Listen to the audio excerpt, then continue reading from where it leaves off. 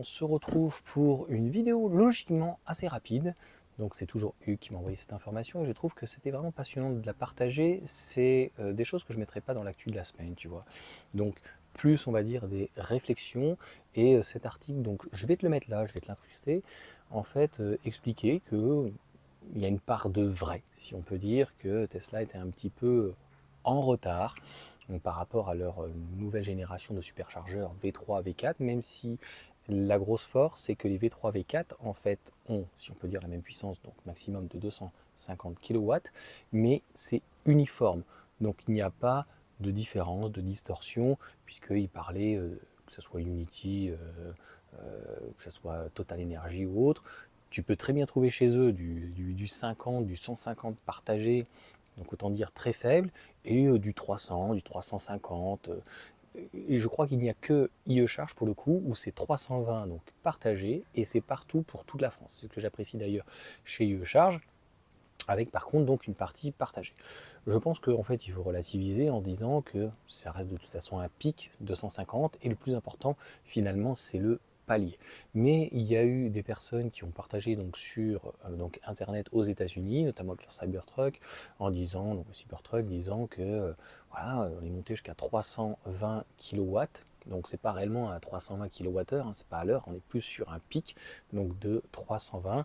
Et en fait il y a eu une sorte de débridation au niveau des volts, puisqu'en fait on sait qu'au niveau des Tesla, l'architecture est en 400 volts, mais que les Cybertruck donc est en 800 volts, comme d'ailleurs d'autres voitures. Le problème expliqué, c'est que l'essentiel des superchargeurs et l'essentiel de toute façon en France, mais ailleurs, des charges rapides, en fait, elles sont en 400 volts. Donc il n'y a pas de ou très peu de 800 volts, hein. Donc il y a Hyundai qui propose aussi donc, des architectures 800 volts. Là, je n'ai pas d'avis prédéfini. Il y en a qui disent que l'architecture 800 volts c'est très mauvais. Il y en a qui disent que, comme Tesla notamment, ça va permettre de faire un circuit notamment limite en série fermé. Et donc, s'il y a une détection à faire, ça sera mieux. Mais s'il y a une panne, bah, ça s'arrête. Donc, la détection peut être plus facile, avec moins, donc, on va dire, de fils, d'éléments, en tout cas de cuivre ou quoi que ce soit. Donc, j'ai pas trop d'avis. Pour moi, aujourd'hui, ce qui est proposé déjà par Tesla, mais d'autres constructeurs, même notamment MG et puis les Chinois, et c'est vrai qu'il y a le Lotus que j'étais allé voir, donc avec l'architecture aussi 800 volts, mais même déjà du 400 volts avec, je trouve moi le plus important, c'est la batterie LFP de BYD, ce que propose donc Tesla sur le modèle Y donc à Berlin, ce sont pratiquement les seuls, avec des paliers de 170, et je trouve que c'est déjà en fait extrêmement honorable.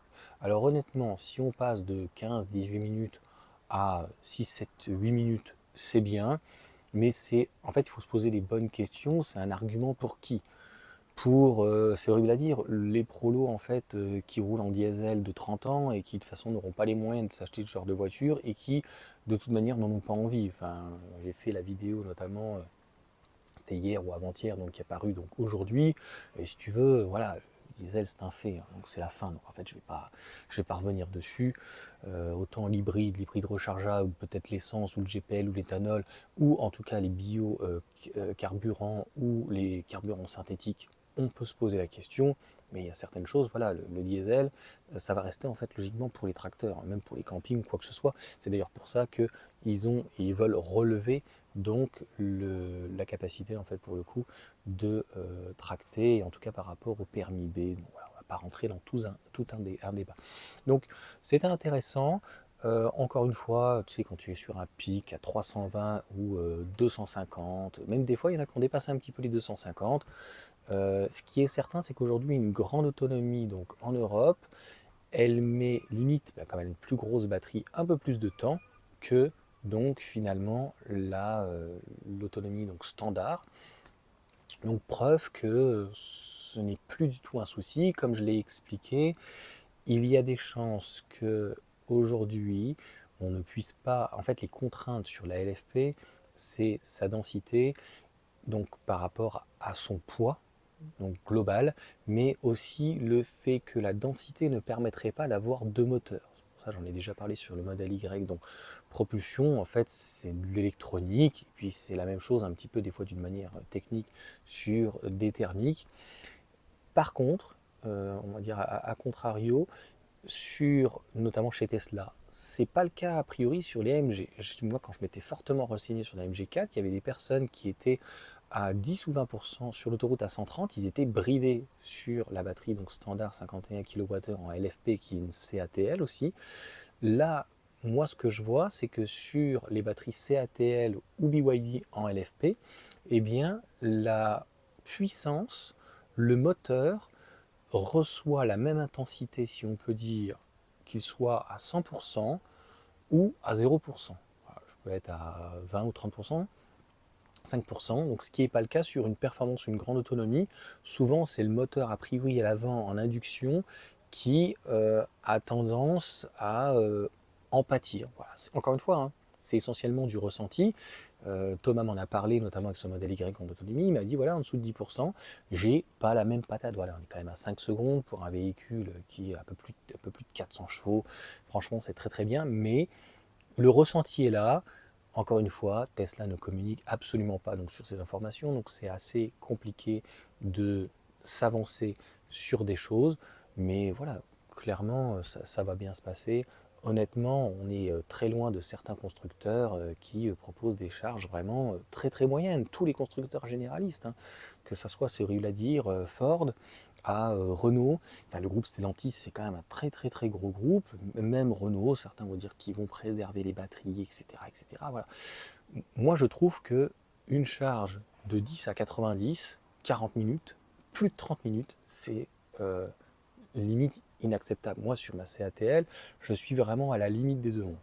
Sur une BYD, franchement, 17, 19, 20, 22, 24 minutes grand maximum, c'est, je trouve, vraiment excellent. C'est à mon sens vraiment très très bien.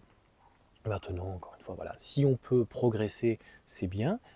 Moi, les retours que j'ai de vrais utilisateurs, pas des mecs en fait qui sont là sur leur clavier en train de raconter n'importe quoi, tous les copains ou tous les commentaires ou toutes les informations que je peux avoir en retour, c'est Johan, la dernière fois, j'ai pas eu le temps de pisser quoi.